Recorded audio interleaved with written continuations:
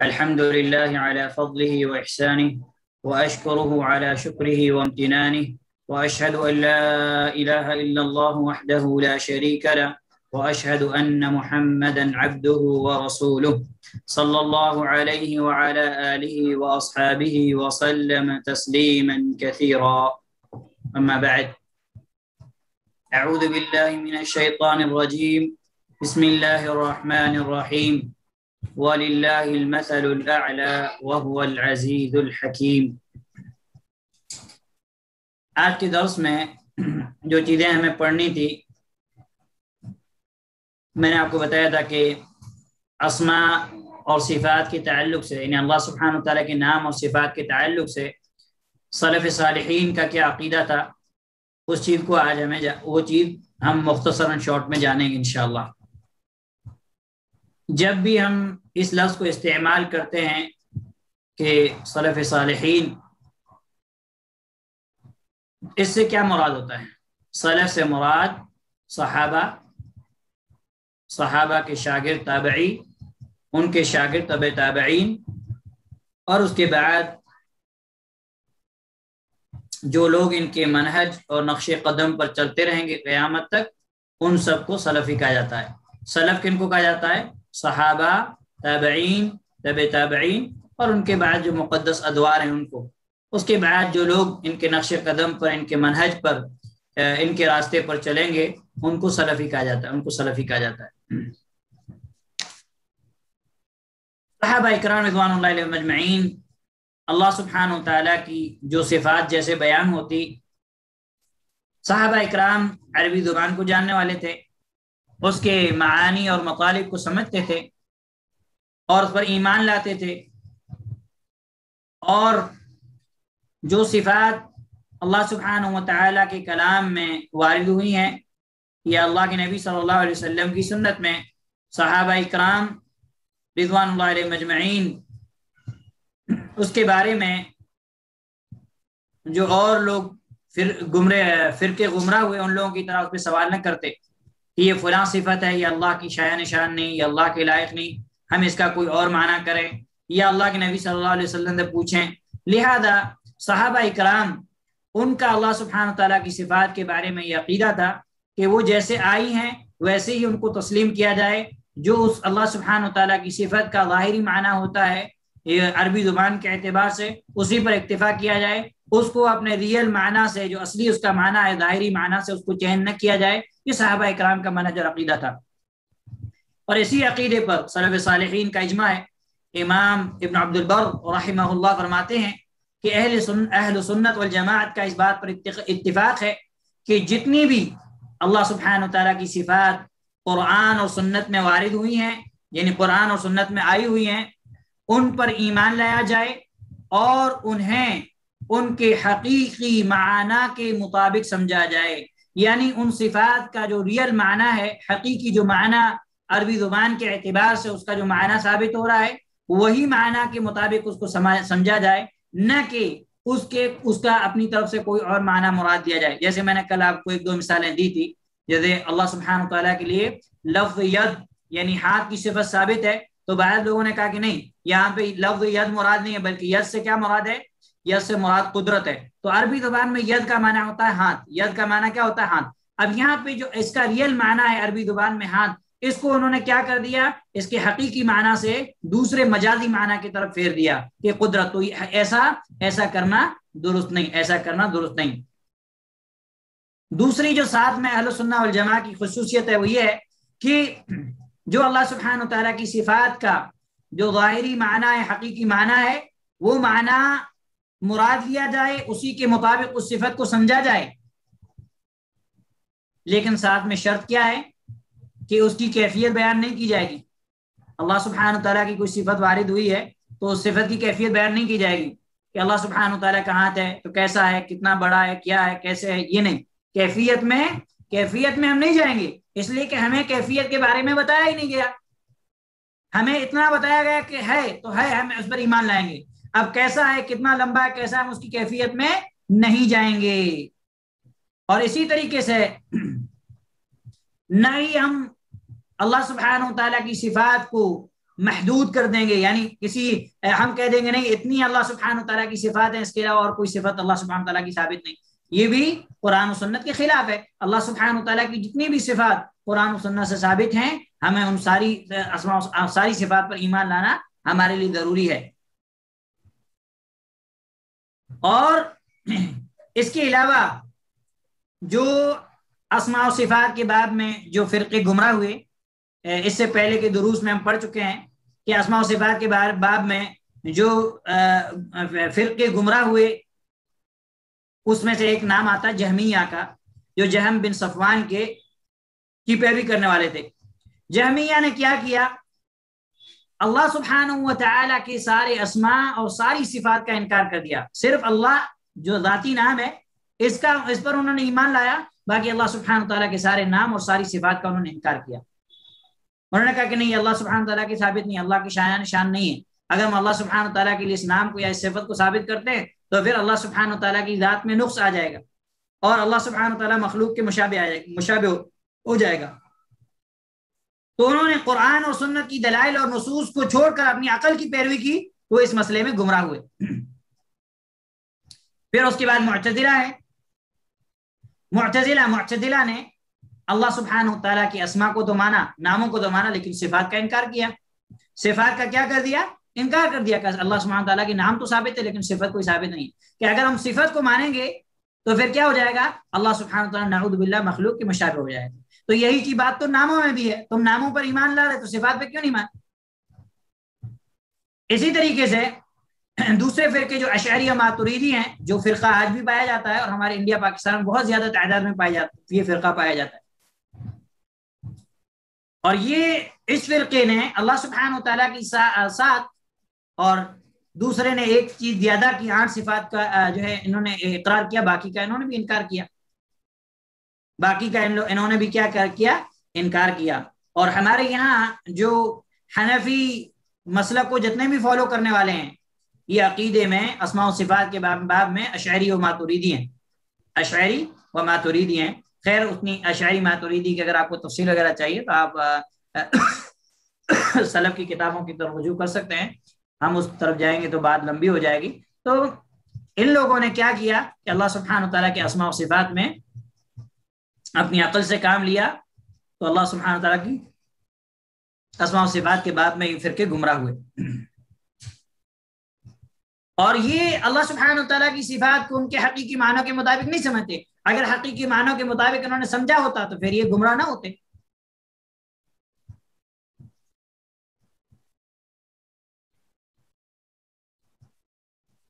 تو اہل سنہ والجماعہ کا جو عقیدہ ہے وہ عقیدہ کیا ہے؟ کہ اللہ سبحانہ و تعالیٰ کی صفات کو، اللہ سبحانہ و تعالیٰ کی اسماء کو ثابت مانا جائے اور اس کے حقیقی معنی کے مطابق اس پر ایمان لایا جائے، اس کی کیفیت بیان نہ کی جائے۔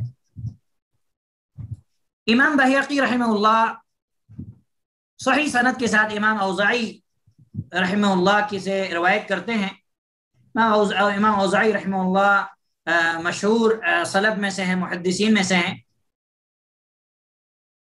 تو فرماتے ہیں کہ ہم اس وقت یہ کہتے تھے جبکہ تابعین عظام یعنی بڑے بڑے تابعین بھی کثیر تعداد میں، بہت زیادہ تعداد میں موجود تھے، کہ اللہ تعالیٰ نے یہ ذکر فرمایا کہ وہ اپنے عرش کے اوپر ہے۔ اللہ سبحانہ تعالیٰ نے ذکر فرمایا کہ وہ اپنے عرش کے اوپر ہے، اور ہم تمام صفات پر اسی طرح ایمان لاتے ہیں جیسا کہ وہ سنت میں وارد ہوئی ہیں۔ اور یہ بات علامہ امام بہقی رحمہ اللہ نے اپنی بیانات کی تصنیف الاسماء و صفات کے اندر بیان کی ہے۔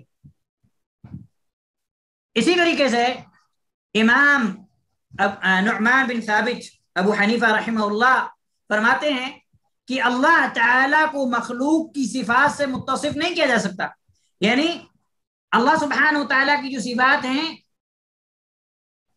وہ صفات اللہ سبحانہ و تعالیٰ اپنی صفات میں کمال درجے، اللہ سبحانہ و تعالیٰ اپنے اسماء و صفات میں کمال کو پہنچا ہوا ہے۔ اب جو مخلوق کی صفات ہیں، مخلوق کی صفات سے ہم اللہ کو متصف نہیں کر سکتے۔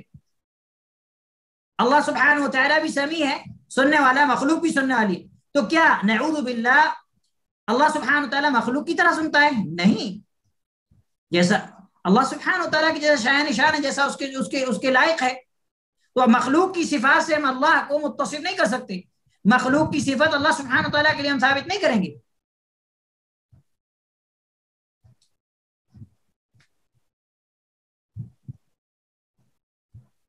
اور پھر آپ رحمہ اللہ نے آگے فرمایا کہ وہ غضبناک ہوتا ہے. یعنی اللہ سبحانہ و تعالیٰ کیا ہوتا ہے؟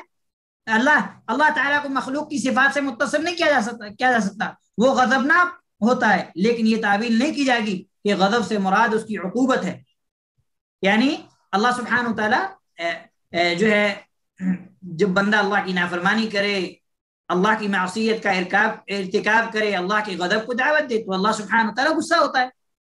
تو اب امام حنیفہ رحمہ اللہ کہتے ہیں کہ ہم اس کی یہ تعبیر نہیں کریں گے کہ غضب سے مراد یہاں پہ عقوبت سزا ہے. اسی طرح وہ راضی ہوتا ہے، اللہ سبحانہ و تعالیٰ اچھے اعمال سے، بندوں کے اچھے افعال سے راضی ہوتا ہے. تو ہم اس کا معنی یہ نہیں کریں گے کہ اس سے مراد ثواب ہے. نہیں، وہ زندہ ہے، سننے اور دیکھنے والا ہے، اس کا ہاتھ ہے لیکن مخلوق کے ہاتھ کی طرح نہیں. اس کا چہرہ ہے لیکن مخلوق کے چہرے کی مانند نہیں. یعنی یہ سلف کا منہج تھا اللہ سبحانہ و تعالیٰ کے اسماء و صفات کے تعلق سے. اسی طریقے سے امام مالک رحمہ اللہ، کیا آپ نے وہ مشہور واقعہ سنا ہوگا کہ امام مالک رحمہ اللہ سے ایک امام مالک رحمہ اللہ کی مجلس میں ایک آدمی آیا.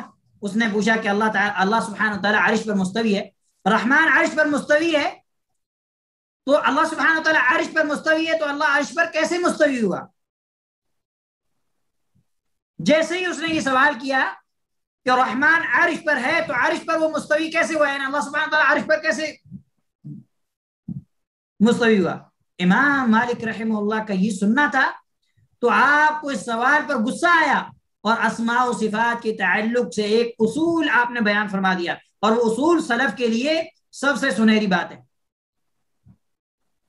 آپ نے فرمایا الاستواء معلوم، اللہ کا استواء معلوم ہے. ہمیں یہ کتاب و سنت کے دلائل سے یہ بات معلوم ہے کہ اللہ سبحانہ و تعالیٰ عرش پر مستوی ہے. ہمیں یہ معلوم ہے کہ اللہ سبحانہ و تعالیٰ عرش پر بلند ہے.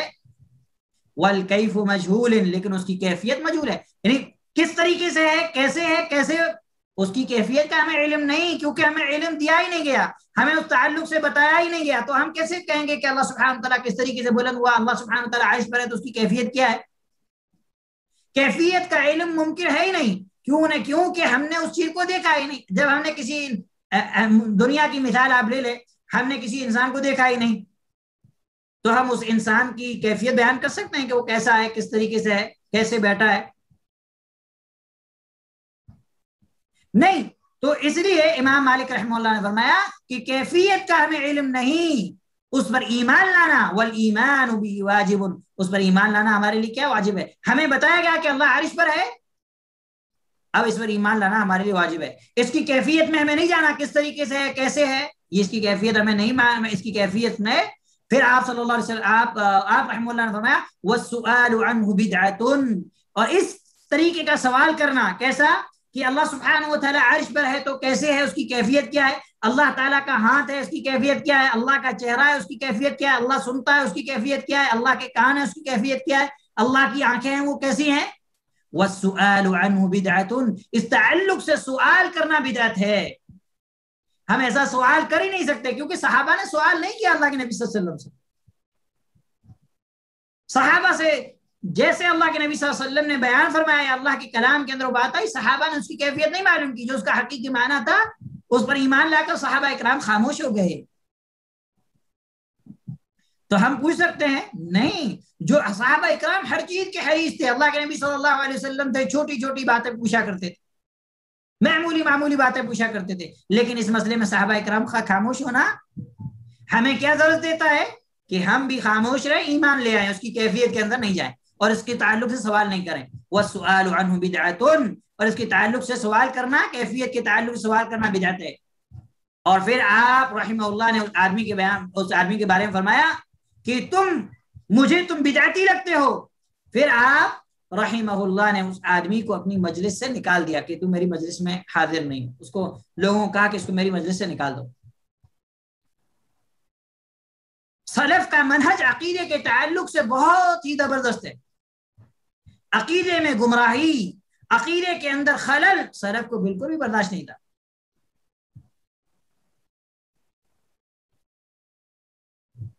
اور ایسی آپ کو سلف کی یعنی سینکڑوں مثالیں مل جائے گی کہ سلف نے اپنی مجلسوں سے، اپنی دینی مجلسوں سے بدعتیوں کو نکال کر بھگایا.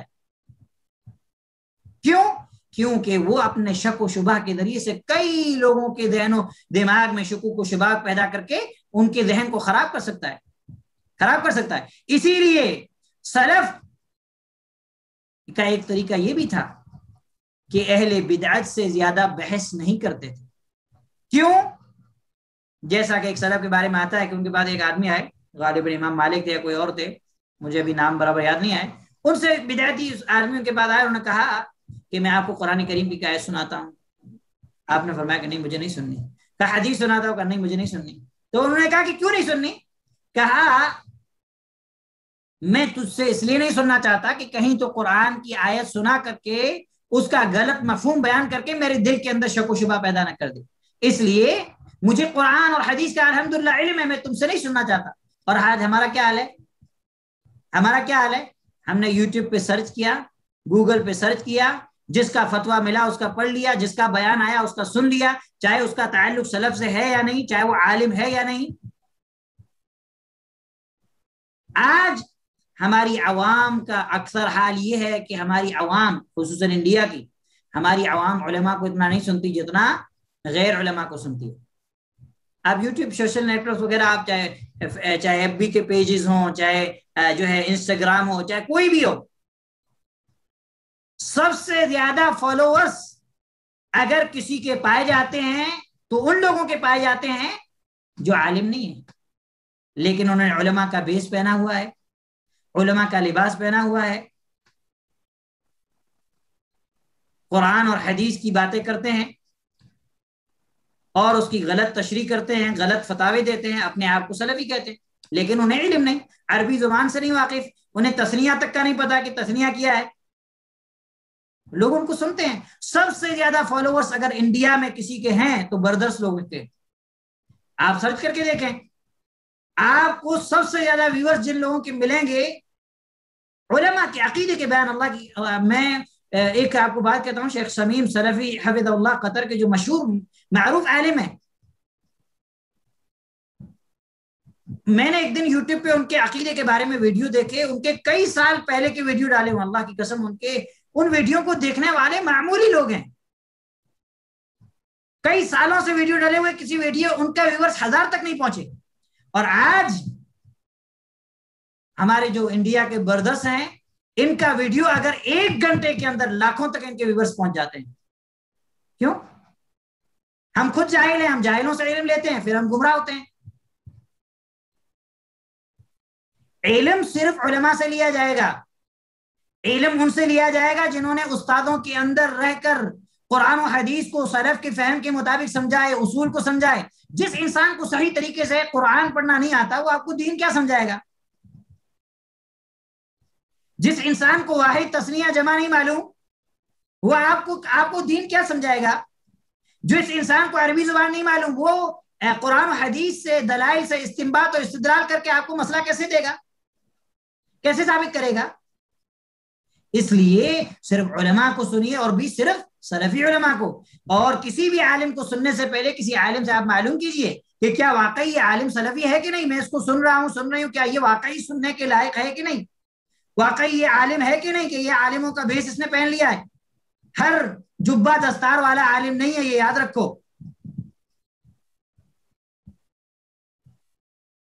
اور سلف کا اصول اور منہج اتنا خطرناک تھا کہ اگر ہم اہل بدعت کے تعلق سے سلف کے کلام کو پڑھیں، ان کی باتوں کو پڑھیں تو ہمارے رونگٹے کھڑے ہو جائیں. امام ایوب السختیانی رحمہ اللہ کے بارے میں آتا ہے کہ بہت بڑے مشہور محدث ہیں، کتب ستہ کے راوی ہیں، صحیح بخاری، صحیح مسلم، ابو داؤد، ترمذی، نسائی، ابن ماجہ کے اندر سند میں آپ کا روات میں آپ کا نام آتا ہے. امام ایوب السختیانی رحمہ اللہ کے پاس کچھ لوگ آئے اور کہا کہ ایک آدمی کا انتقال ہو گیا ہے، آپ آئیے انہیں غسل دے دیجئے. امام ایوب السختیانی رحمہ اللہ گئے ان کے ساتھ. میت کے چہرے پہ کپڑا پڑا ہوا تھا. آپ رحمہ اللہ نے کپڑا ہٹایا، ان کے چہرے کو دیکھا اور وہاں سے واپس لوٹ آئے، کہا میں ان کو غسل نہیں دوں گا. تو ان کے وارثین نے پوچھا کہ ایسا کیوں؟ تو کہا کہ میں نے اس آدمی کو اہل بدعت کے ساتھ اٹھتے بیٹھتے دیکھا ہے، یہ بدعتیوں کے ساتھ اٹھتے بیٹھتے میں نے اسے دیکھا، اس لیے میں اس کو غسل نہیں دے سکتا.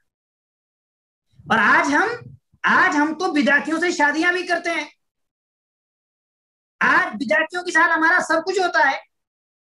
ہم اللہ کی بات کو چھوڑ دیتے ہیں لیکن اہل بدعت کی دوستی کو نہیں چھوڑتے.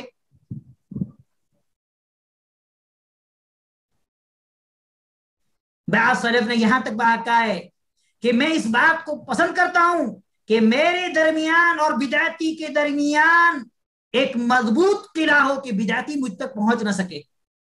حصن من حدید، یا اس طرح کے کچھ انہوں نے الفاظ ہے کہ لوہے کا مضبوط قلعہ ہو کہ میرے اور بدعتی کے درمیان. اس لیے خاص کر کے جو ہمیں اس چیز کی فکر کرنی ہے کہ ہم اہل بدعت سے دور رہیں، علماء سے اپنا تعلق جوڑیں، علماء سے علم حاصل کریں. ہر کسی سے ہم علم حاصل کریں گے ہم گمراہ ہو جائیں گے. ہم دنیا کے اندر معمولی سی چیز خریدتے ہیں، اس کے بارے میں تحقیق کرتے ہیں، اور دین کا علم ہم کسی سے بھی لے لیں، ایسا نہیں کرنا چاہیے ہمیں، کیونکہ دین علم کامیابی کا راستہ ہے. علم ہمیں جنت کی طرف لے جانے کا راستہ ہے، اور اگر ہمیں غلط علم مل گیا تو ہم کہاں چلے جائیں گے؟ ہم غلط راستے پہ چلے جائیں گے. اس لیے علماء سے علم حاصل کیجئے. تو سلف کا اصول جو تھا اس باب میں بہت ہی مضبوط تھا. امام شافعی رحمہ اللہ کے بارے میں آتا ہے کہ امام شافعی رحمہ اللہ فرمایا کرتے تھے کہ اللہ سبحانہ و تعالیٰ کی صفات جنہیں قرآن لے کر آیا ہے، یعنی جو قرآن میں آئی ہیں یا جو اللہ کے نبی صلی اللہ علیہ وسلم کی سنت میں آئی ہوئی ہیں، ہم انہیں ثابت مانتے ہیں، ان پر ایمان لاتے ہیں. ساتھ ہی ہم تشبیہ کی نفی کرتے ہیں، تشبیہ کا انکار مطلب یہ کہ ہم اللہ سبحانہ وتعالیٰ کی کسی صفت کو مخلوق کی صفت کے مشابہ نہیں قرار دیتے. یہ نہیں کہتے کہ اللہ کی صفت مخلوق کی طرح، نعوذ باللہ. ہم اس کا انکار کرتے ہیں، جیسا کہ خود اللہ سبحانہ وتعالیٰ نے اپنے بارے میں کیا فرمایا؟ لیس کمثلہ شیء، اس جیسی اس کی مثل کوئی چیز نہیں. یہاں پہ اللہ سبحانہ تعالیٰ نے نفی کی، اور پھر آگے اللہ سبحانہ تعالیٰ نے اس بات کیا وَهُوَ السَّمِيعُ الْبَصِيرُ، اور سننے والا اور دیکھنے والا. یہاں اللہ سبحانہ تعالیٰ نے صفت سمع اور صفت علم، صفت جو ہے بصارت کو اللہ سبحانہ تعالیٰ نے ثابت کیا. امام احمد بن حنبل، امام اہل السنہ، اور امام احمد بن حنبل رحمہ اللہ بہت جو ہے زبردست عالم تھے، امام تھے، جنہوں نے، آپ نے امام احمد بن حنبل رحمہ اللہ کی سیرت پڑھی ہوگی، نہیں پڑھی ہے تو آپ پڑھیں. امام احمد بن حنبل رحمہ اللہ عقیدے کے ایک مسئلے کو پوری دنیا ایک طرف ہو گئی تھی، امام احمد بن حنبل اکیلے ایک طرف ہو گئے تھے. اللہ اکبر. اور آپ استقامت کے ایسے پہاڑ بن گئے تھے کہ جس طریقے سے، بلکہ ہم یہ کہیں کہ پہاڑ کو اس کی جگہ سے ہٹانا ممکن ہے، لیکن امام احمد بن حنبل رحمہ اللہ کو کوئی نہ ہٹا سکا. وہ مسئلہ کیا تھا؟ وہ مسئلہ یہ تھا کہ بعض علماء نے یہ بات کہی، اہل کلام نے، کہ اللہ سبحانہ وتعالیٰ کا جو قرآن ہے وہ مخلوق ہے، اللہ کا کلام اللہ کی صفت نہیں. امام احمد رحمہ اللہ نے کہنے لگے نہیں، یہ اللہ کا کلام ہے، اللہ کی صفت ہے. تو ان سے کہا گیا کہ تم اس عقیدے سے پلٹ جاؤ. امام احمد بن حنبل رحمہ اللہ کہتے تھے میرے پاس قرآن اور حدیث سے ایک دلیل لے آؤ جس کے اندر یہ بات ہو کہ قرآن اللہ کی مخلوق ہے. ہم کو یہ معمولی چیز لگتی ہے. امام احمد بن حنبل رحمہ اللہ نے، یہاں تک کہ امام احمد بن حنبل رحمہ اللہ کے جو ہم ایسے دوسرے بہت سارے علماء تھے، جو بہت بڑے بڑے علماء تھے، وہ بھی خاموش ہو گئے اس مسئلے میں. لیکن امام احمد بن حنبل رحمہ اللہ اکیلے عزم و استقلال کا پہاڑ بن گئے. آپ کو جیل میں ڈالا گیا، 3 بادشاہوں نے آپ کو جیل میں ڈالا، جیل میں رکھا، چوتھے بادشاہ نے آ کے آپ کو قید سے نکالا، اور آپ رحمہ اللہ کو جو کوڑے لگائے جاتے تھے، جس سے سزا دی جاتی تھی، جن لوگوں نے اس چیز کو دیکھا انہوں نے بیان کیا کہ امام احمد رحمہ اللہ کو اس عقیدے کی پاداش میں کہ یہ اس عقیدے سے تم پھر جاؤ. آپ رحمہ اللہ کو جو کوڑا لگایا جاتا تھا وہ کوڑا اتنا خطرناک تھا کہ اگر ہاتھی کو مارا جائے تو ہاتھی بھی تڑپ اٹھے.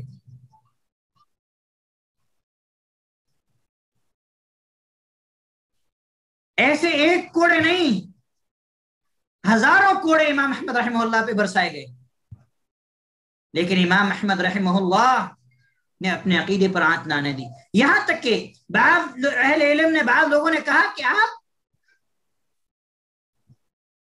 آپ کے دل میں کیا عقیدہ ہے اللہ تعالیٰ جانتا ہے، آپ ہاں کہہ دیں.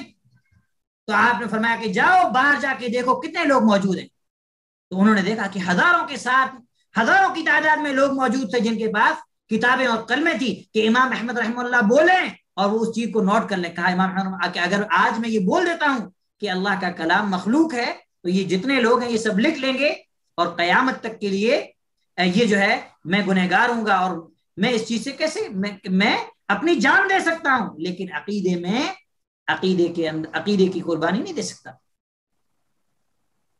آج ہمارا تو یہ حال ہے کہ ہمیں عقیدے کا صحیح علم نہیں، ہم عقیدے کا دوسرے اعمال، دوسری چیزوں کا تو دور کی بات ہے، ہم تو عقیدے کا سودا کر دیتے ہیں.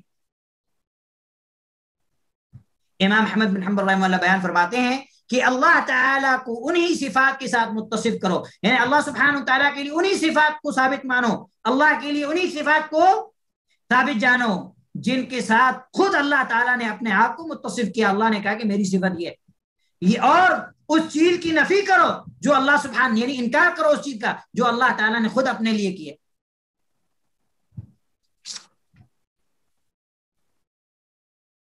جو اللہ تعالیٰ نے خود اپنے لیے کیے. یہ عقیدہ تھا سلف کا، یہ عقیدہ تھا سلف کا. اور امام احمد رحمہ اللہ کے جو بیٹے تھے عبداللہ بن امام احمد، ان کی بھی جو ہے عقیدے کے تعلق سے کتاب ہے امام احمد رحمہ اللہ کی کتابیں. اور اہل سنہ والجماعہ کے عقیدے پر جتنی بھی مشہور کتابیں پائی جاتی ہیں ساری کتابوں میں بھی اسی عقیدے کا اثبات ہے.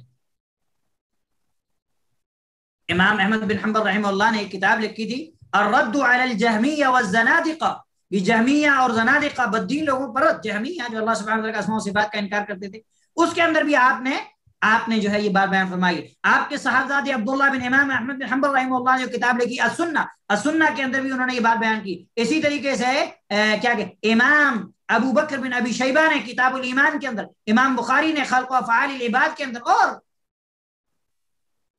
امام بخاری رحمہ اللہ نے کتاب التوحید کے اندر، یعنی کتاب التوحید کے اندر، اور سلف نے اس تعلق سے بے شمار کتابیں لکھی ہیں جو ہم کو جو ہے اس بات کا ثبوت دیتی ہیں کہ عقیدے کے معاملے میں ہمیں مضبوط علم حاصل کرنا ہے اور عقیدے میں کبھی بھی خلل نہیں آنے دینا ہے، کیونکہ ہمارا جو سب سے قیمتی سرمایہ ہے وہ عقیدہ ہے، وہ صحیح عقیدہ ہے. اگر عقیدے میں خلل آ گیا تو پھر ہم ناکامی اور خسارہ ہمارے لیے ہے، دنیا کے اندر بھی اور آخرت کے اندر بھی. اور اگر آپ دیکھیں تو سلف نے، بلکہ خود اللہ کے نبی صلی اللہ علیہ وسلم نے، صحابہ نے جس چیز پر سب سے زیادہ زور دیا ہے وہ عقیدے پر دیا ہے. اللہ کے نبی صلی اللہ علیہ وسلم مکہ میں کتنے سال رہے؟ مکہ میں آپ صلی اللہ علیہ وسلم 13 سال رہے. کتنے سال؟ 13 سال رہے. 13 سال آپ صلی اللہ علیہ وسلم نے صرف عقیدہ توحید کی دعوت دی. جتنے بھی دوسرے احکام ہے، نماز ہے، جہاد ہے، روزہ ہے، یہ کہاں فرض ہوئی؟ مدینہ میں فرض ہوئی. 13 سال آپ صلی اللہ علیہ وسلم نے صرف اور صرف لوگوں کو عقیدہ توحید کی دعوت دی، لوگوں کے ذہن و دماغ کو شرک کی غلاظت اور گندگی سے صاف کیا. 13 سال کے اندر اللہ کے نبی صلی اللہ علیہ وسلم کے صحابہ کو مارا بھی گیا، پریشان کیا گیا. حضرت بلال ہوں، حضرت خباب ہوں، حضرت صہیب ہوں، کیا صحابہ پر ظلم دائے گئے. لیکن اللہ کے نبی صلی اللہ علیہ وسلم صحابہ کو کیا کہتے تھے؟ صبر کرو. کیا کہتے تھے؟ صبر کرو. اور آپ صلی اللہ علیہ وسلم عقیدہ توحید کی دعوت دیتے تھے. اور آج ہماری کیا حالت ہے؟ ہمارے منہج کے اندر اتنا بگاڑ ہے کہ ہم عقیدے کی بنیادی تعلیمات کو چھوڑ کر ہم دوسری چیزوں پر آ رہے ہیں. آج ہی میں نے ایک قول اپنے اسٹیٹس پہ بھی رکھا تھا، واٹس ایپ کے اسٹیٹس پہ اور ٹیلی گرام کے چینل پہ بھی ڈالا ہے. بہت پیارا قول ہے کہ وہ قول یہ تھا کہ قیل لأحد الفقہاء کسی فقی کسی عالم سے پوچھا گیا، فقہا کہتے ہیں جو قرآن و سنت کے اوپر گہری نظر رکھے، کسی فقی سے پوچھا گیا کہ لماذا جعل باب الجہاد فی آخر کتب الفقہ، کہ فقہ کی جو کتابیں ہیں ان کتابوں کے اندر جو جہاد کا باب ہے یہ سب سے اینڈ میں کیوں لایا گیا، سب سے آخر میں کیوں لایا گیا؟ تو انہوں نے کیا جواب دیا؟ انہوں نے جواب دیا لئلا يتکلم فی الجہاد من لا يحسن الطہارہ، انہوں نے جواب دیا تاکہ جو شخص صحیح طریقے سے طہارت حاصل کرنا نہ جانتا ہو وہ جہاد کے مسئلے میں بولنے کی جرات نہ کرے۔ اور آج ہماری یہاں ایک ایسی جماعت ہے جو بات بات میں جہاد کا نعرہ لگاتی ہے، ان کی توحید تک صحیح نہیں ہے لیکن نوجوانوں کے ذہنوں کو جو ہے خراب کرتی ہے کہ اللہ کے نبی صلی اللہ علیہ وسلم نے مکہ کے اندر ان کو جہاد پر نہیں، آپ صلی اللہ علیہ وسلم نے سب سے پہلے ان کے عقیدے کی تعلیم دی۔ جب صحابہ اکرام رضوان اللہ علیہم اجمعین عقیدے کے اندر مضبوط ہو گئے، جب ان کا عقیدہ اللہ سبحانہ وتعالیٰ کے تعلق سے مضبوط ہو گیا، توکل اور اعتماد، خوف، رجاء، امید، رغبت، خشیت، انابت، ساری چیزیں جب اللہ سبحانہ وتعالیٰ سے کمپلیٹ ہو گئی، تب اللہ سبحانہ وتعالیٰ نے جہاد کا حکم دیا۔ پھر صحابہ نے اسی عقیدے کی بنیاد پر میدان جنگ میں کامیابی حاصل کی۔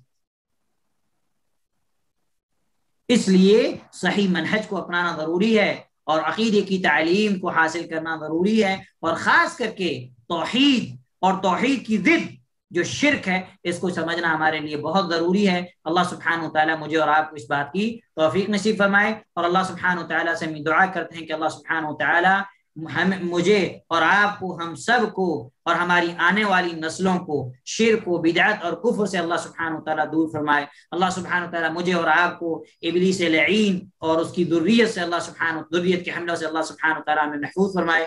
اللہ سبحانہ وتعالیٰ ہماری اور ہماری آنے والی نسلوں کی، ہماری ذریت کی صحیح عقیدے اور صحیح منہج کی طرف اللہ سبحانہ وتعالیٰ ہماری رہنمائی فرمائے، اور صحیح اہل علم سے صحیح علماء سے، صحیح اہل علم سے علم حاصل کرنے کی اللہ سبحانہ وتعالیٰ میں توفیق نصیب فرمائے۔ وصلی اللہ علیہ وسلم وبارک علی نبینا محمد وعلی آلہ وصحبہ اجمعین ومن تبعهم بإحسان